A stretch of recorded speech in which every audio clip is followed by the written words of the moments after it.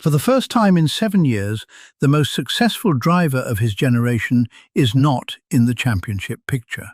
As the checkered flag fell in Miami, Max Verstappen was classified fifth, with a 5-second penalty stuck on the end of his name. He sits seventh in the World Drivers' Championship, 74 points behind a 19-year-old. The internet has already drawn its conclusion. Verstappen is finished. Red Bull is broken. The new era belongs to Mercedes, to McLaren, to a teenager from Bologna. But if you only watch the result sheet from Miami, you miss the only thing that actually matters.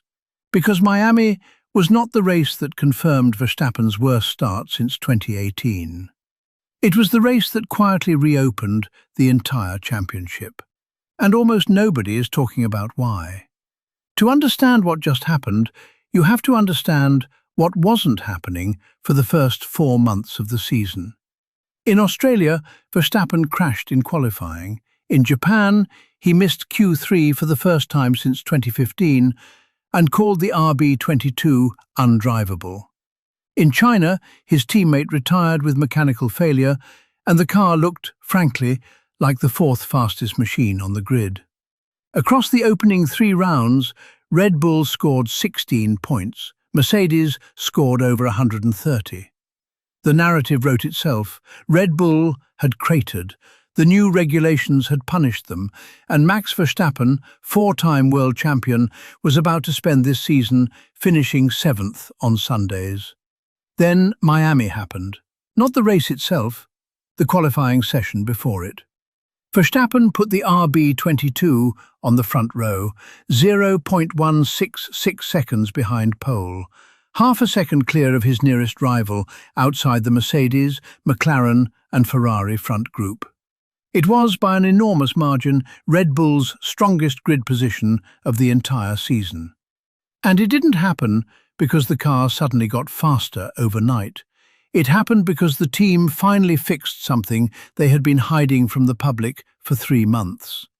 Something Verstappen had been telling them was wrong from the very first lap of pre-season testing. Something so small and so catastrophic that it had been quietly dragging an entire championship campaign into the gravel. The first layer is the steering rack.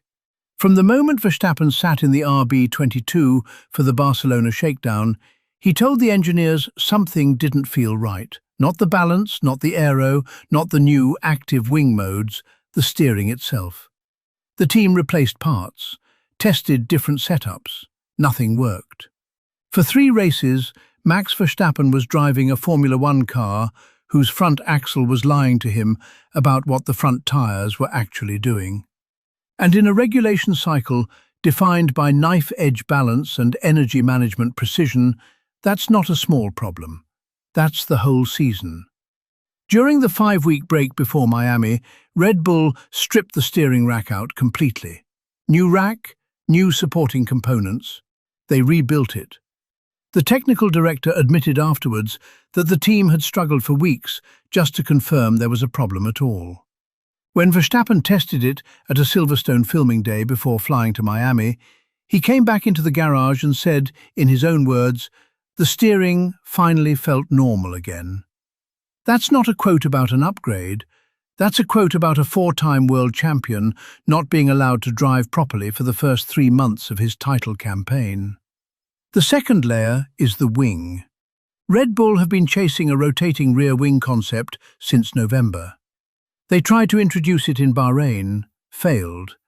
Tried again in Japan, struggled. In Miami, finally, it worked. Their version rotates 160 degrees in the opposite direction to Ferrari's 270-degree design. Different philosophy, same purpose. Trim drag on the straights without sacrificing downforce in the slow corners.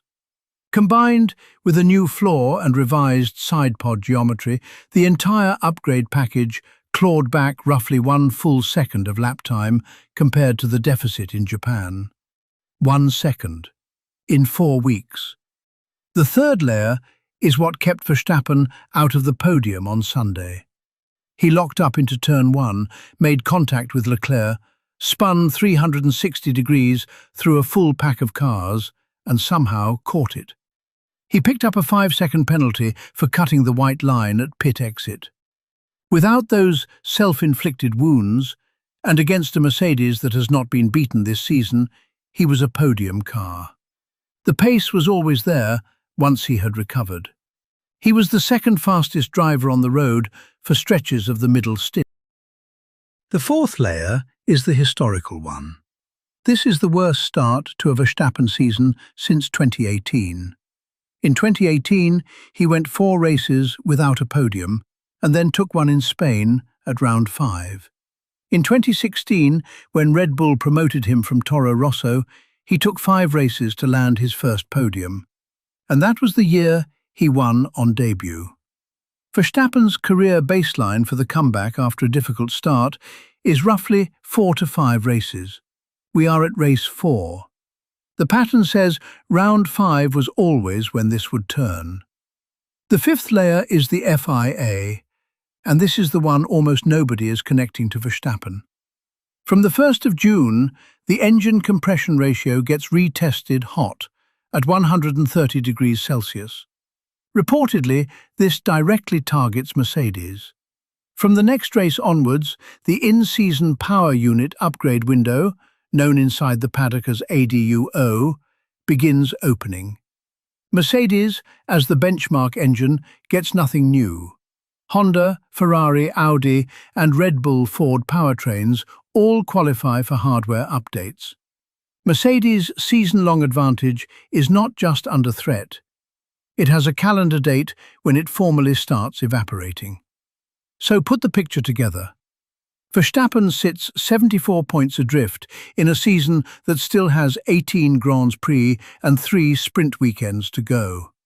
That is roughly 450 available points. He has just put his car on the front row for the first time this season. The steering is finally fixed. The upgrade package delivered exactly what the team expected. The rear wing concept that wouldn't function for 6 months now functions. And the regulatory calendar is about to dismantle the only car currently faster than his. He has started his worst season since 2018.